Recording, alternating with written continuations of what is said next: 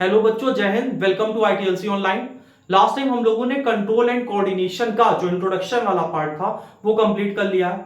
आज हम लोग स्टार्ट करेंगे एनिमल में कंट्रोल एंड कोऑर्डिनेशन कैसे होता है, यानी कि नर्वस टिश्यू इन एनिमल के बारे में हम लोग स्टार्ट करेंगे, जो कि आपके एनसीईआरटी का टॉपिक है। कैसे हमारे सेंस ऑर्गन होते हैं, सेंस ऑर्गन में रिसेप्टर कैसे होते हैं, इसके बाद जो नर्व इंपल्स होता है वो जनरेट कैसे होता है, ट्रांसमिट कैसे होता है, तो इन सारी चीजों के बारे में हम लोग बात करेंगे।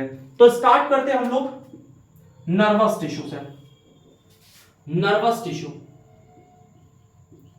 नर्वस टिश्यू किस में प्रेजेंट है? एनिमल में प्रेजेंट है। तो एनसीईआरटी एक लाइन लिखती है, control and coordination, control and coordination in animals is done by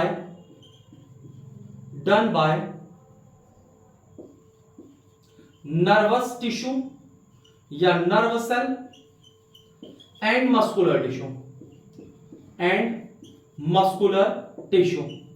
अब कंट्रोल एंड कोऑर्डिनेशन में मस्कुलर टिश्यू का क्या इन्वॉल्वमेंट होता है? मस्कुलर टिश्यू आपकी फैक्टर की तरह काम करती है। जैसे आपका हाथ गर्म जगह पे लग गया, अब उसको आपकी ब्रेन ने डिटेक्ट किया और बताया कि हाथ वहां से हटाओ, लेकिन हाथ हटेगा कैसे? मस्कुलर टिश्यू की मूवमेंट की वजह से, क्योंकि हमारे मसल्स में स्पेशल प्रोटीन होती, कॉन्ट्रैक्टाइल प्रोटीन, एक्टिन और मायोसिन, और उनके कॉन्ट्रैक्शन और रिलैक्सेशन से हमारा हाथ मूव करता है। तो मस्कुलर टिश्यू का काफी इंपॉर्टेंट रोल रहेगा in the control and coordination.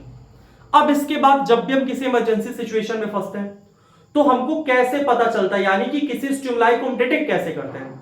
जैसे लाइट आपकी आंख में पड़ रही है, तो लाइट क्या है? स्टिमुलाई है। तो हम कैसे डिटेक्ट करेंगे? अगर लाइट आपके पैर में पड़े तब तो आपको नहीं पता चलता कि आपका पैर फड़फड़ाने लगे, लेकिन आंख में पड़ता है तो आपकी आंख फड़फड़ाने लगती है, आंख बंद हो जाती है। तो ऐसा कैसे होता है?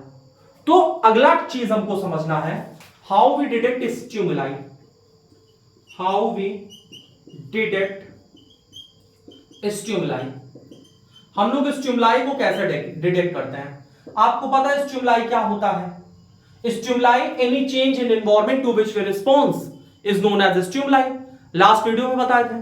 तो हाउ वी डिटेक्ट स्टिमुलाई, हम लोग इस स्टिमुलाई को कैसे डिटेक्ट करते हैं? तो आपको पता है we have sense organ, we have sense organ. हमारे पास सेंस ऑर्गन है। कौन कौन सा सेंस ऑर्गन है? आई है, ईयर है, नोज है, इसके बाद स्किन है और टंग है। हमारे पास 5 सेंस ऑर्गन है, आई, ईयर, नोज, स्किन और टंग। और इन सेंस ऑर्गन में क्या होता है? Have receptor. तो जो सेंस ऑर्गन होते हैं, सेंस ऑर्गन, इसमें क्या होता है? Have receptor. हैव रिसेप्टर, हमारे सेंस ऑर्गन में रिसेप्टर होते हैं जो कि अलग अलग स्टिमुलाई को डिटेक्ट करते हैं। कौन कौन से रिसेप्टर होते हैं? आंख की बात करें तो फोटो रिसेप्टर, फोटो रिसेप्टर। कान की बात करें फोनो रिसेप्टर, फोनो रिसेप्टर। फोटो रिसेप्टर क्या डिटेक्ट करता है? ये डिटेक्ट करता है लाइट। फोनो रिसेप्टर क्या डिटेक्ट करता है? Sound.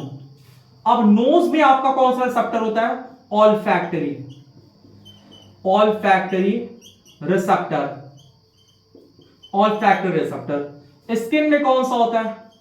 Thermo receptor, thermo receptor. और टंग में कौन सा होता है? Gustatory receptor, gustatory receptor.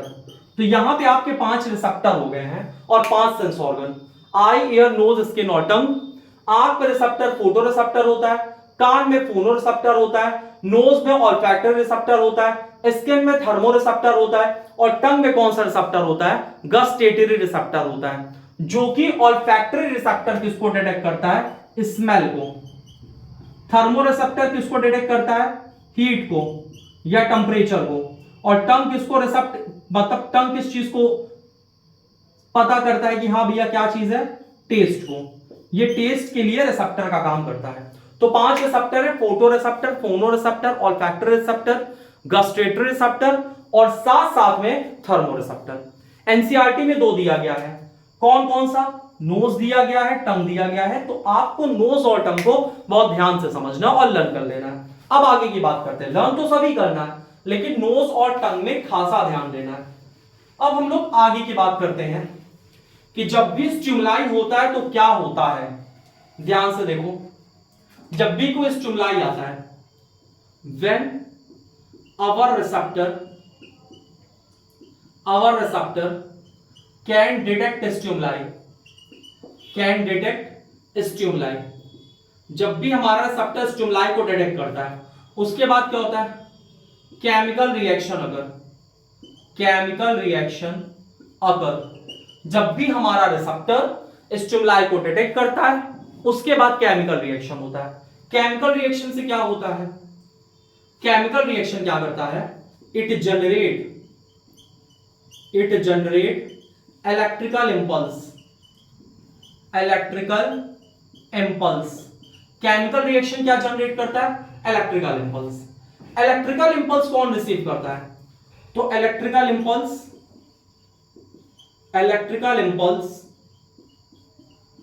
Received by dendrites. Dendrites क्या होता है? अब इसके बारे में हम लोग डिस्कस करेंगे। डेंड्राइट्स के बाद मैसेज कहां जाता है? डेंड्राइट्स के बाद जाता है सेल बॉडी में, इसको भी हम लोग देखेंगे। इसके बाद एक्सॉन में, एक्सॉन के बाद साइनेप्टिक नॉब के बाद नर्व एंडिंग। साइनेप्टिक नॉब के बाद कहा जाता है? Nerve ending. और नर्व एंडिंग पे क्या होता है? ध्यान से सुनो। नर्व एंडिंग पे जो इलेक्ट्रिकल सिग्नल होता है, ये किस में कन्वर्ट हो जाता है? केमिकल में। और कुछ केमिकल रिलीज होते हैं, जैसे एड्रेनलिन, इसके साथ सेरोटोनिन, डोपामीन आपने कई बार सुना होगा। इसके साथ साथ एसिटाइल कोलिन। यानी कि ध्यान से सुनो, जब भी हमारा बॉडी रिसेप्टर को डिटेक्ट करता है तो क्या होता है? Chemical reaction. केमिकल रिएक्शन से क्या जनरेट होता है? Electrical impulse. इलेक्ट्रिकल इंपल्स कौन रिसीव करता है? डेंड्राइट्स। डेंड्राइट्स से मैसेज कहां जाता है? Cell body, axon, synaptic knob, nerve ending. इसके बाद जो इलेक्ट्रिकल सिग्नल होता है किस में कन्वर्ट हो जाता है? केमिकल में। यानी कि नर्व एंडिंग पे इलेक्ट्रिकल इंपल्स कुछ न्यूरोट्रांसमीटर रिलीज करता है। ये जो केमिकल में कन्वर्ट हो गया, ये केमिकल क्या है बच्चा? न्यूरोट्रांसमीटर।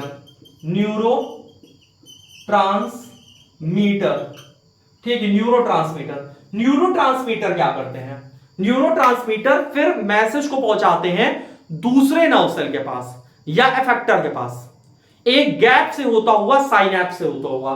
तो ध्यान से सुनो आगे क्या होता है।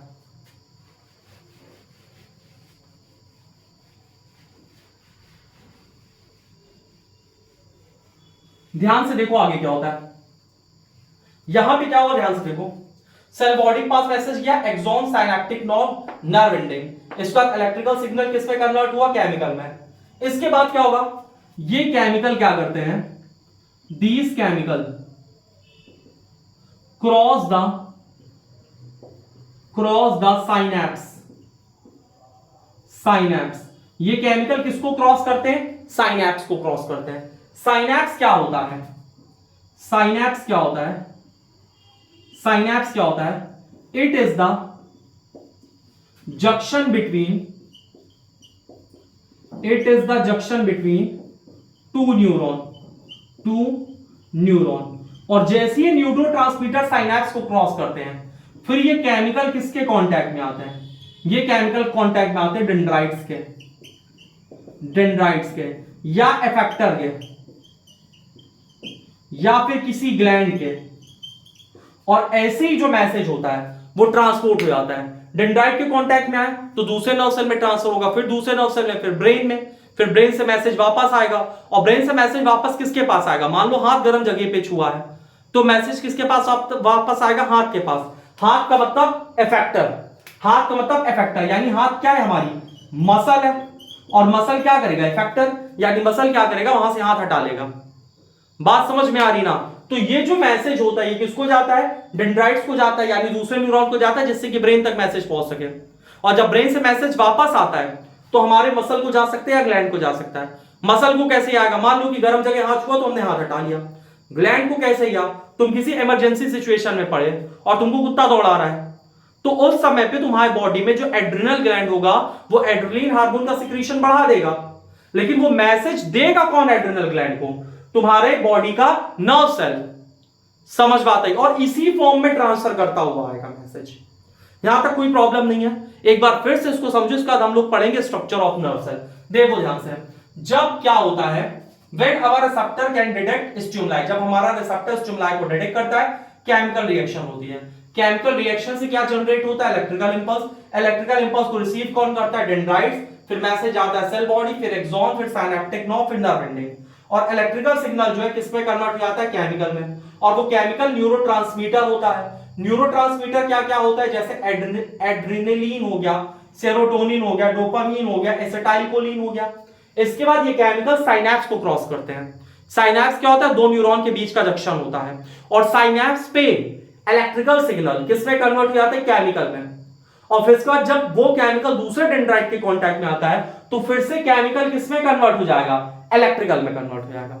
यहां तक कोई प्रॉब्लम तो नहीं है। अब हम लोग नर्व सेल का स्ट्रक्चर बना के समझते हैं इन सारी चीजों के बारे में। तो अगला स्ट्रक्चर हम लोग किसका पढ़ेंगे, नर्व सेल का। ध्यान से देखो, अगला स्ट्रक्चर है नर्व सेल।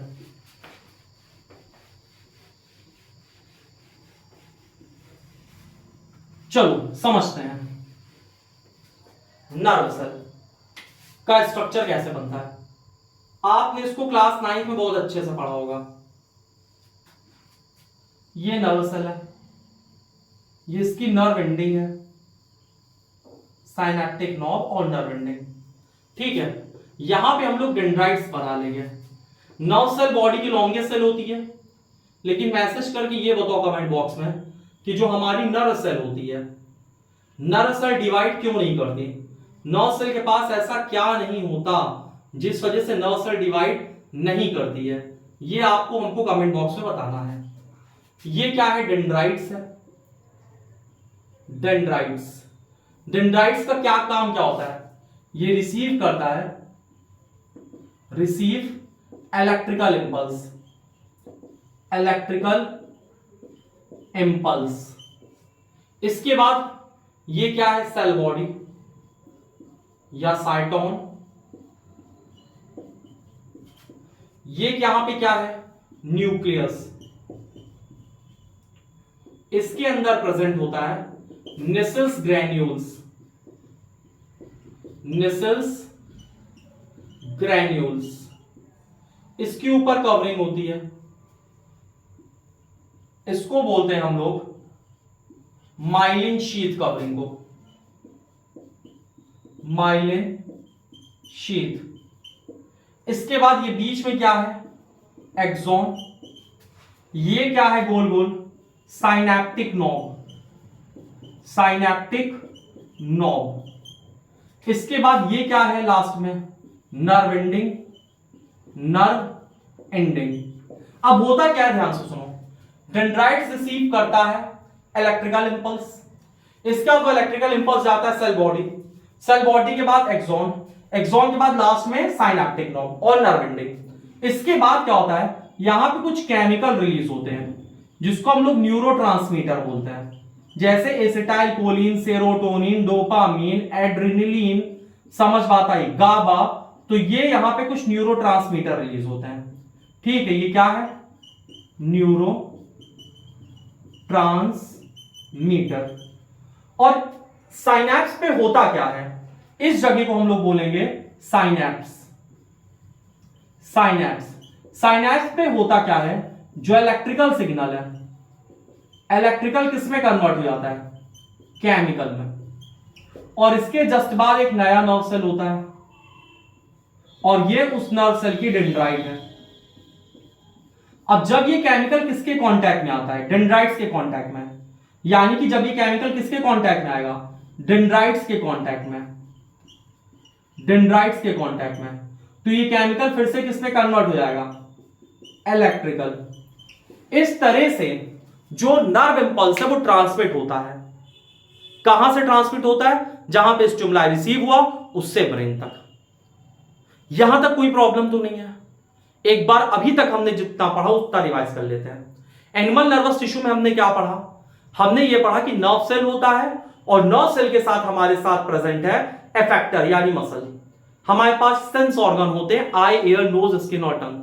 आंख में फोटोरिसेप्टर, कान में फोनोरिसेप्टर, टंग में गस्टेटरी रिसेप्टर, नोज में ऑल्फैक्टरी रिसेप्टर, स्किन में थर्मोरिसेप्टर। जब भी कोई स्टिमुलाई रिसीव होता है केमिकल रिएक्शन होता है, उससे इलेक्ट्रिकल इंपल्स जनरेट होता है, उससे मैसेज जाता है डेंड्राइट्स, डेंड्राइट से एक्सॉन, डेंड्राइट से सेल बॉडी, सेल बॉडी से एक्सॉन, फिर नर्व एंडिंग। इसके बाद न्यूरोट्रांसमीटर रिलीज होते हैं साइनैप्स पे। साइनैप्स हालांकि गैप होता है लेकिन उसको बोलते हैं जंक्शन बिटवीन टू न्यूरॉन। और साइनैप्स का एक बेनिफिट ये होता है, ये वन वे ट्रांसफर करता है इंफॉर्मेशन को। यहां तक कोई प्रॉब्लम तो नहीं है। इसके बाद जब इलेक्ट्रिकल इंपल्स साइनैप्स से फिर से किसमें कन्वर्ट हो जाता है, केमिकल में। और केमिकल जब फिर से नए डेंड्राइट्स के कांटेक्ट में आता है तो फिर से वो इलेक्ट्रिकल में कन्वर्ट हो जाता है। इसके बाद एक एक्टिविटी एनसीईआरटी में दी गई है, अगर आपकी कभी नोज ब्लॉक हो गई है, ठीक है, तो आपकी नोज ब्लॉक होने पे आपको स्मेल नहीं पता चलेगी किसी चीज के। क्यों नहीं पता चलेगी, क्योंकि आपका एक रिसेप्टर ब्लॉक हो चुका है। और वो रिसेप्टर कौन सा है, ऑल्फैक्टरी रिसेप्टर। यहां तक कोई प्रॉब्लम तो नहीं है। आई होप आपको चीजें समझ में आई होंगी। नेक्स्ट क्लास में हम लोग पढ़ेंगे रिफ्लेक्स एक्शन और रिफ्लेक्स आर्क। तब तक के लिए जय हिंद।